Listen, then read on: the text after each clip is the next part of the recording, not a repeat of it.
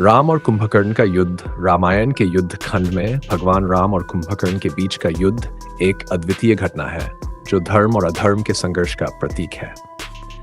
ये युद्ध न केवल शक्ति और कौशल की परीक्षा था, बल्कि ये नैतिकता और कर्तव्य की गहराई को भी उजागर करता है। कुंभकर्ण, जो अपनी विशालकाय आकृति और अपार शक्ति के लिए जाना जाता था, लंका युद्ध में रावण का सबसे बड़ा सहायक बनकर आया। दूसरी ओर भगवान राम ने धर्म, संयम और आत्मबल के साथ कुंभकर्ण का सामना किया। कुंभकर्ण का युद्ध भूमि में प्रवेश। कुंभकर्ण रावण का छोटा भाई था, जो अपने बल और अद्वितीय आकार के कारण सभी राक्षसों में सबसे शक्तिशाली माना जाता था। रावण के सभी मुख्य योद्धाओं के हारने के बाद उसने कुंभकर्ण को युद्ध में भेजने का निर्णय लिया।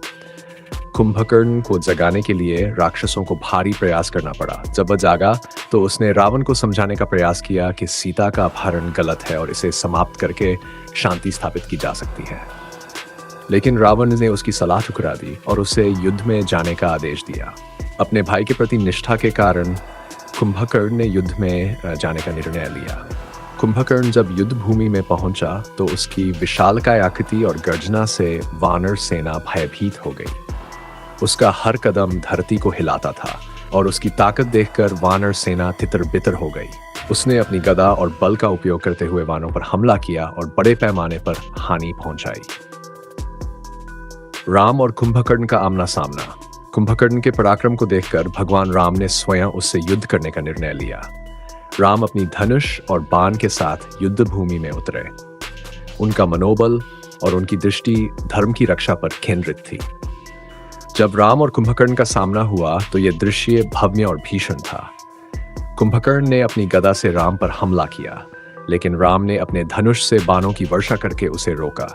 कुंभकर्ण की ताकत और उसके हमले अत्यधिक शक्तिशाली थे, लेकिन राम के कौशल और धैर्य के आगे वह धीरे धीरे कमजोर पड़ने लगा। भीषण युद्ध का विवरण। राम और कुंभकर्ण के बीच का युद्ध न केवल बल का संघर्ष था, बल्कि यह मानसिक और आध्यात्मिक शक्ति का भी प्रमाण था। कुंभकर्ण का आक्रमण।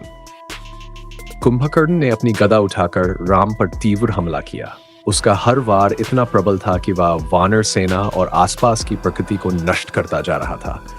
उसने बड़े बड़े वानरों को पकड़कर फेंका और कुछ को खा भी लिया। उसकी ताकत वाकई असीम थी और वह वानर सेना के लिए विनाशकारी साबित हो रहा था। राम का प्रत्युत्तर। भगवान राम ने अपने दिव्य बाणों का प्रयोग करते हुए कुंभकर्ण पर हमला किया। उन्होंने ऐसे अस्त्र चलाए जो कुंभकर्ण की गदा और उसके शरीर को भी भेदने में सक्षम थे। राम के हर बाण के साथ कुंभकर्ण कमजोर पड़ने लगा, लेकिन उसने हार मानने से इनकार कर दिया। कुंभकर्ण की पराजय।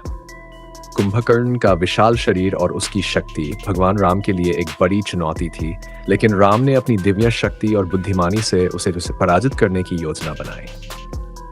राम ने अपने विशेष बाणों से कुंभकर्ण की दोनों भुजाएं काट दी। उसके बाद राम ने ब्रह्मास्त्र का उपयोग करते हुए कुंभकर्ण के सिर को उसके शरीर से अलग कर दिया।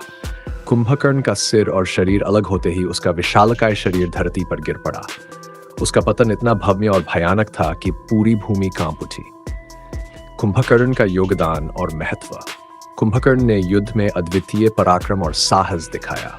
वह रावण की तरह अधर्म का समर्थक नहीं था। वह जानता था कि रावण ने गलत किया है, लेकिन अपने कर्तव्य और अपने भाई के प्रति वफादारी के कारण उसने युद्ध में भाग लिया।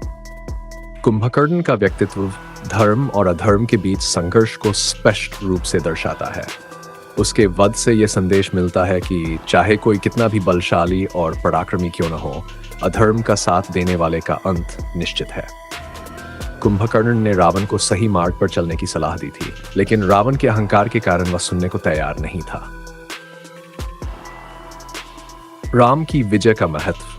राम और कुंभकर्ण के बीच का युद्ध यह दिखाता है कि धैर्य, धर्म और बुद्धिमानी से किसी भी विपरीत परिस्थिति का सामना किया जा सकता है। भगवान राम ने न केवल वानर सेना को प्रेरित किया, बल्कि अपने अनुशासन और धर्मनिष्ठा से यह साबित किया कि विजय हमेशा सत्य और धर्म की होती है। कुंभकर्ण का वध रामायण के उस महान संदेश को उजागर करता है कि बुराई कितनी भी बड़ी क्यों न हो, सत्य और धर्म के सामने टिक नहीं सकती।